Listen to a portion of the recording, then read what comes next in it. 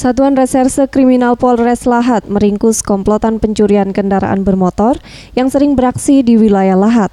Mereka digiring ke kantor polisi untuk menjalani pemeriksaan usai ditangkap di tempat yang berbeda. Anggota komplotan ini yakni Dede dan RN warga Kota Jaya Lahat serta LH dan RK warga Pasar Baru Lahat. Salah seorang tersangka terpaksa dilumpuhkan dengan timah panas karena melawan petugas saat akan ditangkap. Modus yang digunakan para pelaku dalam melakukan aksinya termasuk modus baru, yakni dengan cara berusaha mendekati calon korban, kemudian meminjam sepeda motor milik korban. Pada saat itulah pelaku menduplikat kunci motor korbannya. Kanit Pidum Polres Lahat, Ibda Angga mengatakan penangkapan para pelaku berdasarkan hasil pengembangan kasus pencurian sebuah konter di Kota Lahat. Dari hasil pengembangan, ternyata mereka juga terlibat curanmor di wilayah Lahat.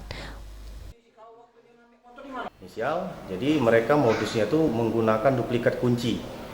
Nah, DK ini ada teman lagi tiga orang ini, itu motor temennya yang diambil. Jadi temannya satu ngajak main di warnet, yang satu lagi menduplikatkan kunci sambil menunggu kunci jadi motor diambil. Selain meringkus tersangka, polisi juga mengamankan 5 unit sepeda motor hasil curian. Para pelaku dijerat dengan pasal 363 KUHP tentang pencurian dengan pemberatan dengan ancaman hukuman 7 tahun penjara.